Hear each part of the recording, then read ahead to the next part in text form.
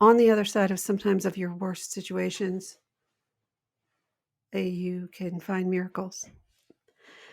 And we may not be able to have gratitude for everything around us when we're in a state of difficulty.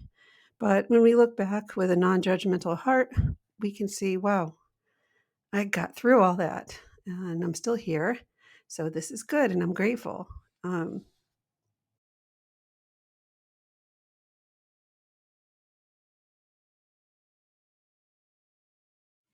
Hello, everybody. Welcome to the Adapted Life Podcast. This is season 1, episode 11. And I'm going to talk a little bit about some thinking I've been doing about how do you help someone who's in my shoes, right? So it's kind of a brainstorming process that I've been going through.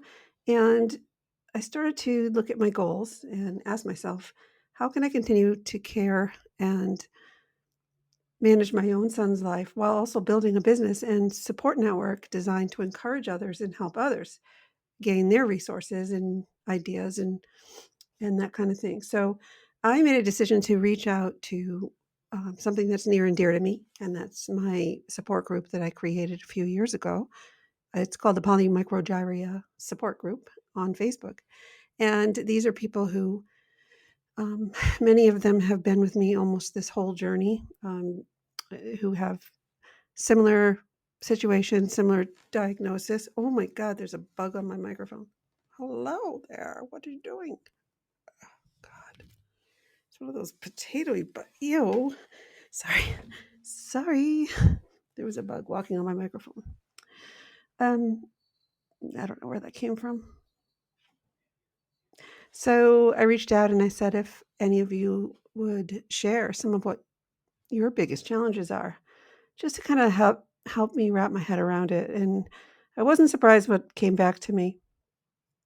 Um, and it just makes it clear to me how many other people are really walking this journey similar to how I did and am. And I'm going to kind of go over some of their responses. No names, of course, and specific details left out, but I just want to share with you that these are families who have children who are diagnosed with some degree of polymicrogyria. Sometimes it's a combination of other things. Sometimes it's caused by the CMV virus, like Daniel was, or sometimes it was a genetic, or sometimes people just don't know, or they're just trying to figure out what to do and what this means. So here we go. I'm going to read some of these off.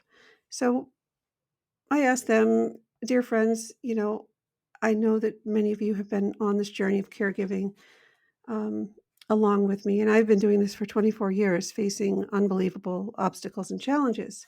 So I wondered if anyone could share with me, just in general, what a couple of the biggest and hardest challenges are that you and your family are facing now regarding your loved one who you're caring for.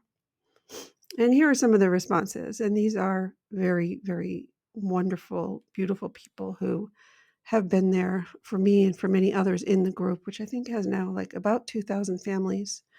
Um, it's a private group and it's supposed to be just for support and networking, just for families who have this diagnosis or something similar. Um, so when one person writes, hey, Julie, I can totally relate to all you're saying, but I think maybe the one I struggle with the most is how it feels endless. Knowing this condition and the kind of life that will come with it, it will never end. No matter how hard we try to improve, it's just simply devastating. I cannot see the light at the end of the tunnel because this tunnel never ends. Even if the day comes when my boy is gone, the sorrow will forever be stuck with me and my family. So I know now that my heart will never feel complete joy again because of this situation. And I believe that this is pretty much the worst of it. Wow. Somebody else writes, and a lot of them were similar. So, I don't have all the responses in here, but incontinence issues, limited speech, limited understanding with no AAC device, the absence of emotional regulation, with almost all things pertaining to the child. Hi, Julie. I will barely talk about these things normally, but yes, I feel very similar to you, and it's very tough. So some people don't want to talk about it, and that's okay. But some people value the fact that somebody else is sharing the story that they can connect with. Everybody is different on this journey. So someone else says I can identify with pretty much all of this as well. On top of that, we are currently waiting for more evaluations for our other children, both of which were adopted. Our younger son also has autism, and our daughter has other challenges, other sicknesses. Between all three of them and the doctor's appointments and the therapy appointments, I am way beyond burnt out. We don't live near family. While we have some couples that we're close with, we are mostly on our own in this. We don't have any time to focus on each other, on a marriage. And other than that, we put the kids to bed and we're so tired and exhausted. We just end up going off to decompress by ourselves when we can. We don't have date nights, and we haven't had one in the last 5 years. We're literally terrified of what the future will bring and what will happen to our oldest son, who is the one with PMG, when we are gone or should something happen to us. And that's actually something that, is a concern, right? I mean, I'm 56, Daniel's 24, John and I are both 56. So you start to think, wow, this is amazing that he's still with us, but what would happen? Like, who has the time and the money to go out and get to the attorney and get everything all set up? I mean, something that we need to do, but a lot of people are in the same situation. It's expensive enough just to take care of a disabled person in your home. So some of these bigger planning issues are very scary and hard to understand. So someone just wrote, the fear of our daughter's future haunts me daily. Some other concerns are all of the doctors on all of the appointments, being 100% in charge of their care. My husband defers to me because I used to be a special ed teacher. So there is stress on my marriage. Someone else writes, we don't have any babysitters. Family members won't do it. We've tried others with no luck. I didn't have very many family members who would babysit either. And I agree with you on all of this, Julie. And then someone writes, my son's epilepsy. That has been the biggest hurdle. And that's also Daniel. But this person writes, 3 brain surgeries. Later, we are now 500 days seizure free. But that came as a huge price because now he's more disabled.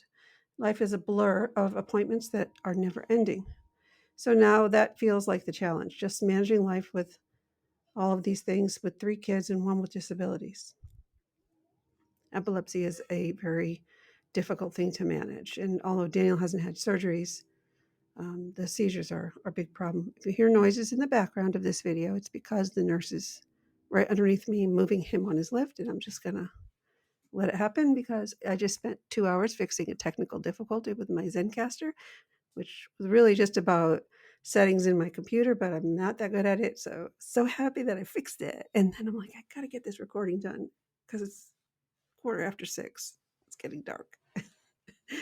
Anyway, somebody else writes, lifting my son, also a big issue for me. I had back surgery last year. Trying to keep my body fit to do so, having an environment to care for him, trying to get the car to transport him. When he's upset, it's hard because he's uncomfortable and I fear for his future. How do I care for him? Feeling like your other children aren't getting enough of you. They miss out as my son isn't happy waiting around while they do activities. It really makes you appreciate all the good times, though. My son is nearly 8. He was diagnosed at 2 years old with bilateral PMG. It is a constant fight with school and trying to get them to understand that he won't, quote, grow out of his problems and that they are not, quote, age-related, trying to explain how his world is different to ours. He sees everything black and white. He masks a lot at school so they don't see it as much. Raising my son along his neurotypical sister highlights how much help he requires in everyday life. His sister is 2, and she could do so much more on her own. His mental capacity isn't age appropriate and he doesn't understand a lot of simple things.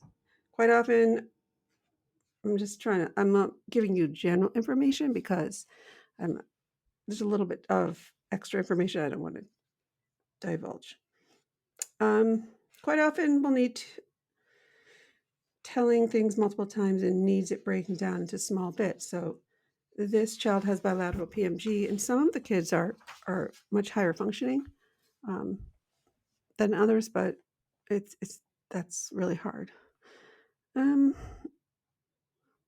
okay, so somebody else writes, I struggle with almost everything that you list and that you talk about. I feel that my marriage and parenting my older typical daughters is very difficult. I just don't feel like there is enough of me to go around. All of the mentioned, my mouth is dry. All of the above mentioned, also the afterlife, not having all that made my life so hectic at one time. I miss my son. Oh, he passed away. Oh my goodness. Caring and divided time to the atypical children sometimes was hard because of the complicated medical issues he had. Hospital stays, traveling equipments, emotional ups and downs weighs on you every day. Friendships were not the same, and explaining to our family members at times was just exhausting and repetitive. Someone else writes, I feel all of the above challenges too, no good answers. I do still work part time. I wish I knew how to manage it all better, as the stress and lack of sleep and exercise and finding time are just also challenging to manage. I have an ex that's very negative about her future, meaning her disabled daughter.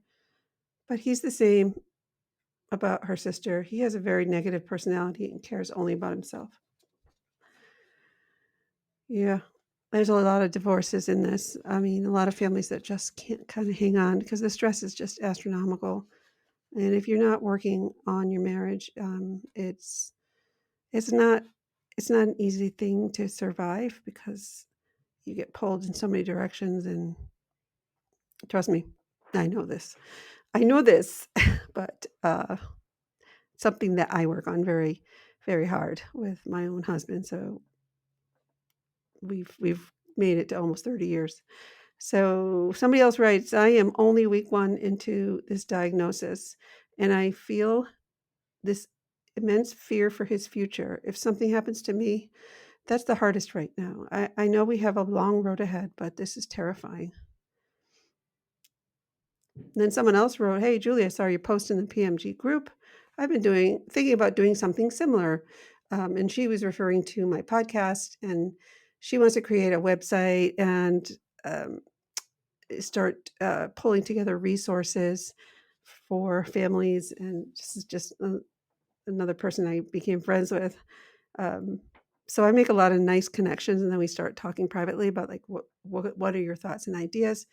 And there's other groups, polymicrogyria awareness, and just many of us who are very creative. There's all different types of people trying to make connections within the community. Oh, these are all my adapted life people. These are really like being in my shoes and seeing all these other stories. It is really such a motivating factor just for the whole process of dealing with this adversity business, you know? So, anyhow, somebody else offered resources when I posted this, a support group called Helping Parents Heal for those who have lost children. What else?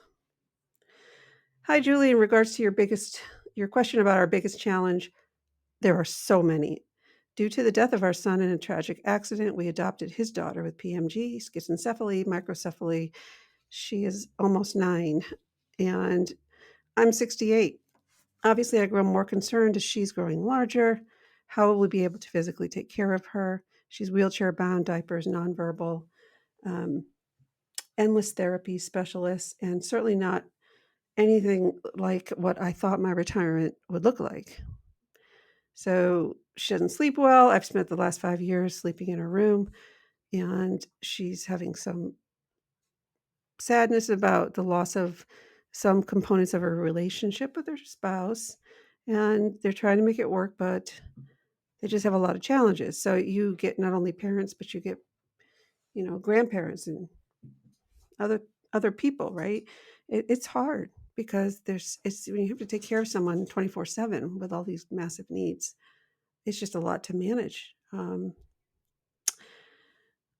She's really, really sweet. She wrote so many nice things here. She said, "I'm feeling guilty of passing the burden of her care on because it's just not fair. I know some of the issues they will face in the future as she gets older and bigger. Um, I don't feel like I belong in any particular group." Hey, dogs! My dogs are my dogs are growling. Stop it! Stop it! Hey, Henry, podcasting here. Exit the room, please. Ah, please hold.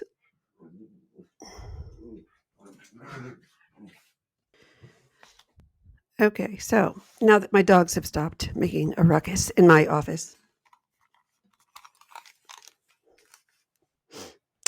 I will finish up some of these beautiful words of sharing from my support group. A surprise would be how to handle myself socially.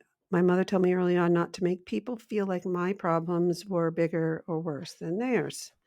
So ultimately, now I've led to me not talking much about my experience, but I don't feel like anybody understands me.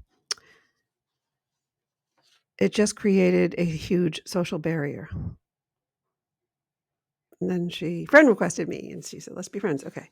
So after I read all of these posts, and there were many, I think, excuse me, I think essentially, this is a group of people who are facing life with a child with a rare disability, um, like Daniel has.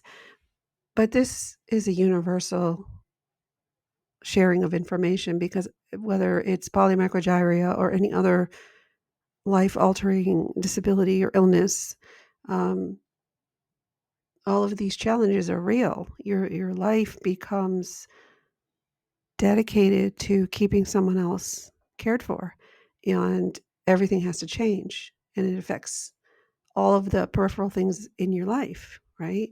There's just no way around it. It significantly affects them, and everybody copes and deals with it differently and at different rates, at different paces. It's kind of like grief, right? Everyone tells me, grief has different stages and there's no specific linear process to it. It's just random. So I think a lot of people just face different things, and it depends on their own social situation and their, financial well-being, and if they're alone or if they're with a spouse or if they have help or they don't have help or if they themselves are sick or whatever. But we are truly connected by this really special bond of, taking care of our special child or loved one. So many times, most times on our journey, we do feel alone because it's just so overwhelming. How could we be not alone? We're so unlike everyone else around us in our immediate world, right? So the gift of this insight I write about is that we really are not alone. And just knowing that someone else is walking in your shoes somewhere, it really isn't enough, but it helps me to know that, you know, there's some consolation in knowing that other people understand. And they don't know that they understand, but if I went up to them and talked to them and told them everything, they'd be like, "Oh yeah, my gosh, that's the same as me."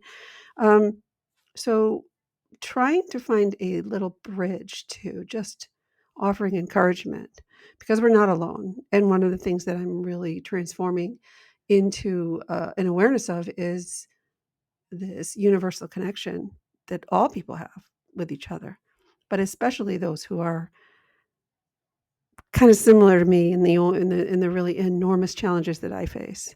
So that helps me on these days and times when I feel completely invisible, because it happens, this invisibility, this like feeling as if you are, I talked about it a little bit, right? In a bin in the basement, put behind the door, not really present in yourself because you're just too exhausted and just too busy being a caregiver. You don't have time to be yourself, but you can work your way back to it. So what I seek is a source of resources now, so to speak, that will gently guide people towards how to care for their own soul and not lose themselves. And this is kind of what I'm kind of leaning on. And I know that there are resources to help people in many different categories, right? But some people are really active and vigilant in research and try to find things, and other people don't really know how or don't have that time. Um, some people seek, and some people just survive. But everyone does a little of both, usually, I find. But how do we actually live with gratitude and find purpose and kindness out of these mountains of challenges? You know? They matter, their individual soul matters, and it actually makes it easier now for me to face being a caregiver, that I have kind of come home to myself. Um, so we are so much more than just the caregiver of this person, the one who manages the family, the one who handles all this medical care and all these things that are needed to keep the person alive. We are so much more than that. And you're not defined by your child's illness. You're not defined by the disability of your loved one, or by the situation that you're in financially, medically, relationship wise.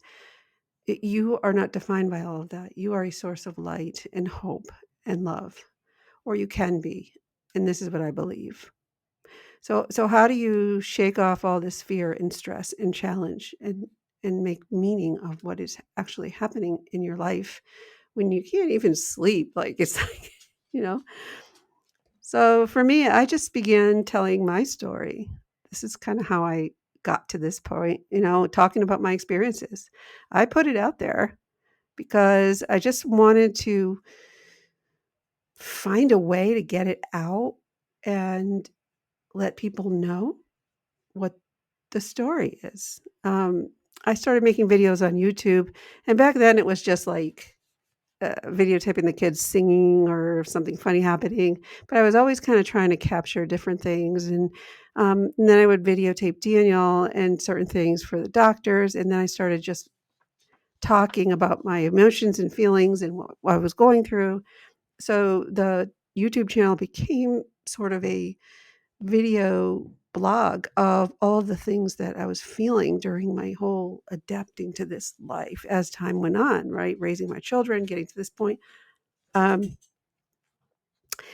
yeah, and there were times when I really wanted to just tell the world everything, but I can't tell the world everything because you got to be cautious and respectful of people who don't want to be involved in your storytelling. So, but telling your story is a good way to begin looking at how much resilience you've actually developed.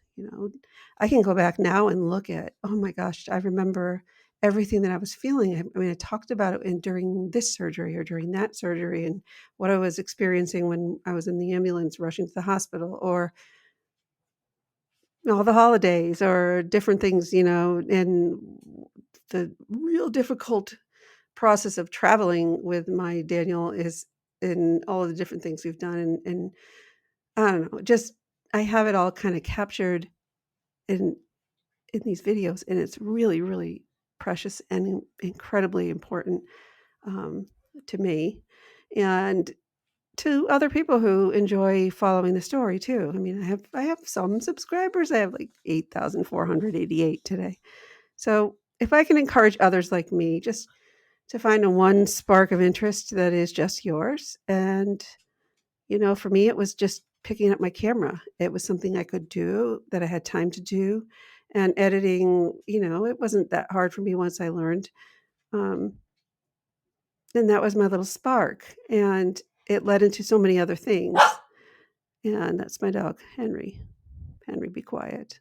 So, whatever that little spark is that you can find, friends, even if you're so exhausted, if there's this one little thing that you do that makes you feel like you know, try to do it when you can. And with that said, I have a message from my husband who is telling me that dinner is ready. So I'm going to wrap this up in a minute. That's funny. That's funny. That's funny. Telling the story. My husband made me dinner. That's so nice. I'll be back later. Okay, so I was talking a little bit about when I started telling my story via my video blog and just talking about experiences. Um, it's just the little spark, like I said, that made me feel creative and encouraged, and I really enjoyed it. And I met other people on YouTube and developed some relationships there. And it was something that I could do in the confines of my situation over the years. Um, so I am trying to encourage people to just find that spark, whatever it is, even if it's crafting or just something that is speaking to you inside. Sorry. I continue to read and speak and share and explore how extreme adversity and selfless caregiving impacts people. And I'm hopeful that roots are beginning to grow and the ideas are starting to bloom. So we do adapt. And I believe sometimes it's just truly a perspective shift. You might look at something as being hopeless and just full of fear, but with a little practice, you can reframe it and maybe find something encouraging, right? So it might be fearful, but yet, um, you've done such tremendous things and learned so many things along the way that might actually minimize that fear. So there's lots of books and programs and apps and things that we can do to help to go inward a little bit and, just connect with our soul and our purpose, and, try to find a way to use self-love outwardly, right? Um, yeah, so suddenly feeling kind of winded. I don't know. Having anxiety because I just looked at the Weather Channel. I'm not going to lie, and it showed this big storm system coming across. So it's about 7:30 here in Connecticut, and there's thunderstorms coming. So I wanted to get my thoughts in order, and they got a little bit um, disjointed there. So forgive me for that. But I believe that hard times will continue to fall on us.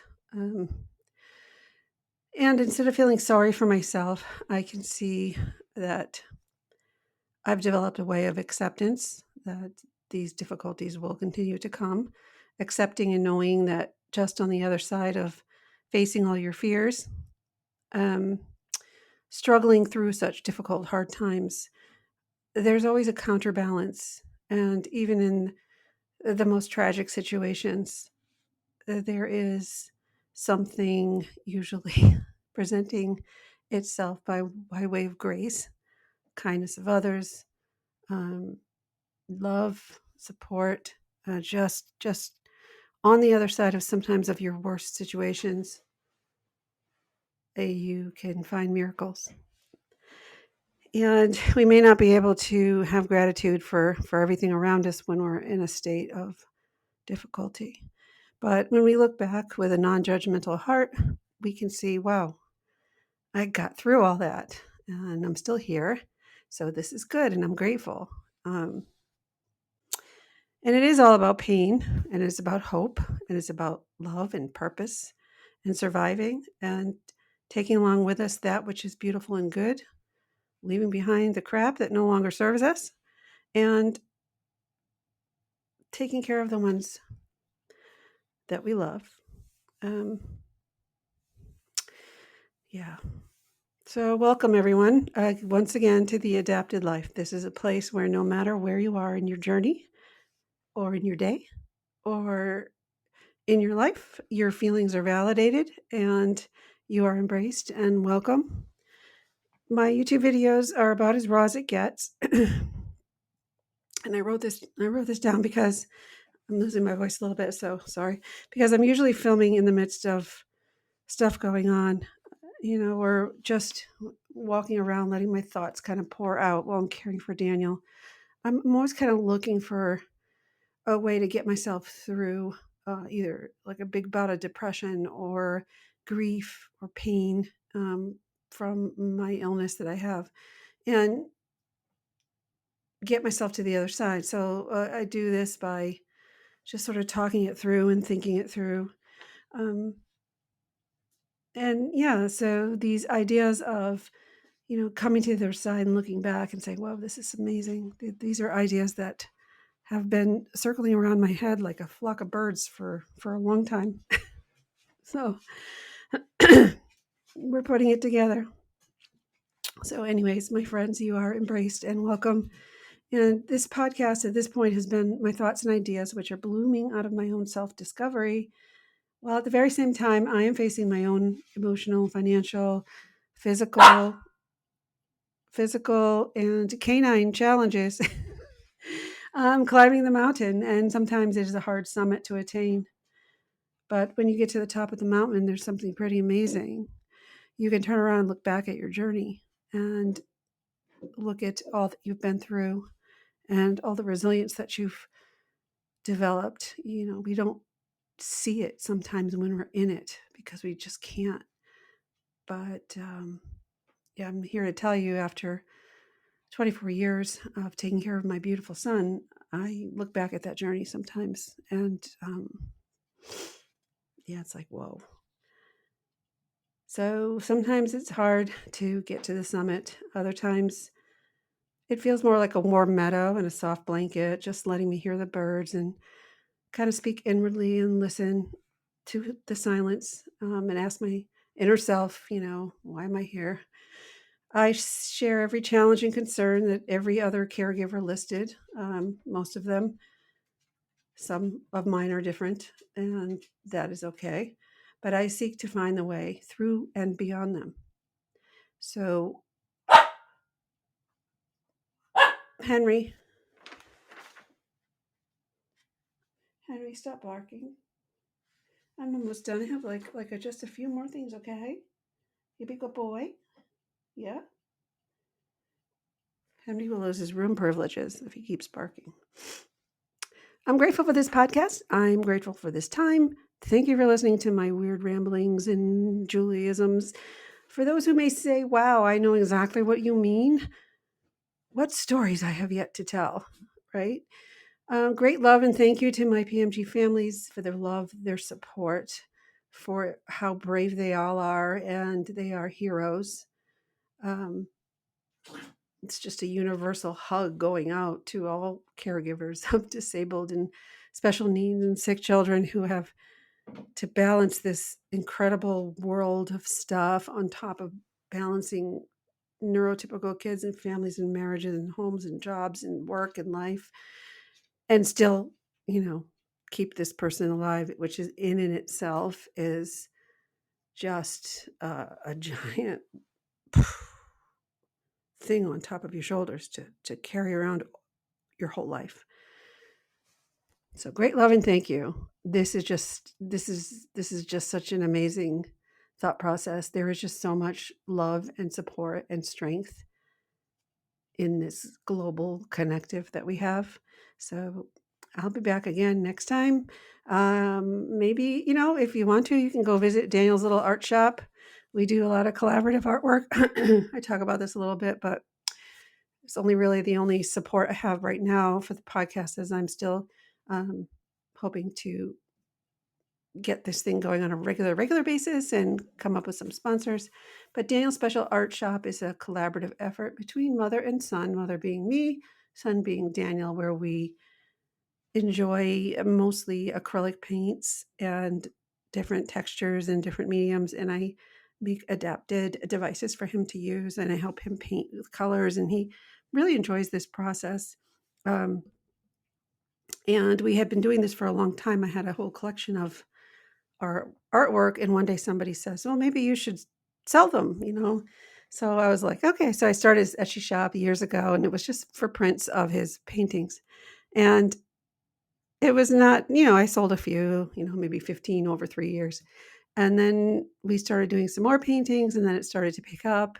And then over the holidays, I started having ornaments made and different things made, mouse pads, stickers, uh, different little things. It's just really fun. And Daniel and I go in there and I look and I show him. It's like his vocation. So it's quite a little rewarding project that we do.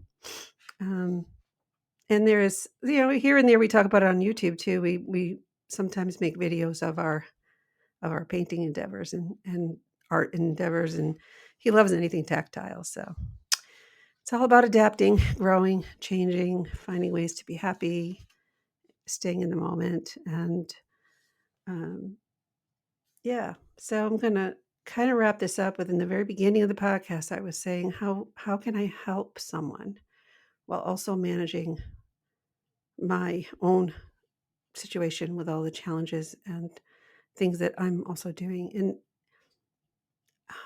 I'm already helping because I received several messages after I asked the questions. And then I did a post on Facebook about the life as it is here, because I got real frustrated because somebody recently had asked me, "So are you working?" And I was just like, "Well, you've known me all these years and you know my situation. Why would you ask that? You know that I can't." Another big issue that I have right now is the nursing care. So that's something I won't get into now. I'll do a whole other episode on the challenges of finding nursing care. But people are responding so positively, like, just keep doing what you're doing and keep connecting and keep sharing. And that's what I'm going to do. So, that being said, just know that if you are someone who is struggling in your house and you got 5 seconds to take a break from caregiving, maybe your child is sleeping, or maybe someone else is taking care of them, or maybe they're engaged in therapy. If you have a few minutes to make yourself a cup of coffee or a cup of tea and just sit down, you can do so many little things. Some suggestions I have are: get a little notebook and just call it your gratitude journal. Write down 1 or 2 things every day, um, or however many you want, right? Gratitude journaling is very, very, very powerful. And or you might just wanna just take a break and sit and just breathe and sit in silence, or, you know, color a picture, take a walk. Just do something that is self-care focused for your soul. And we'll work more on some ideas down the road. And I was actually thinking about putting together some kind of a care package that I could send to you or send to people. Um, what would you put in it?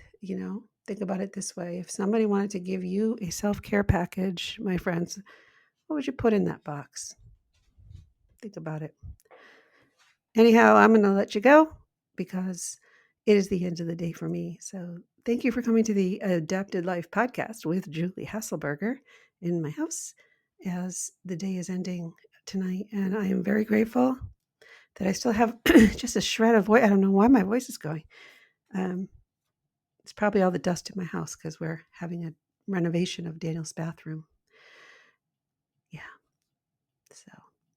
So nice to be here. I'm so grateful. Have a lovely evening. day, night, morning, whatever it is where you are. And I'll see you next time. Thanks for being on this journey with me. I am so happy. Bye, everybody.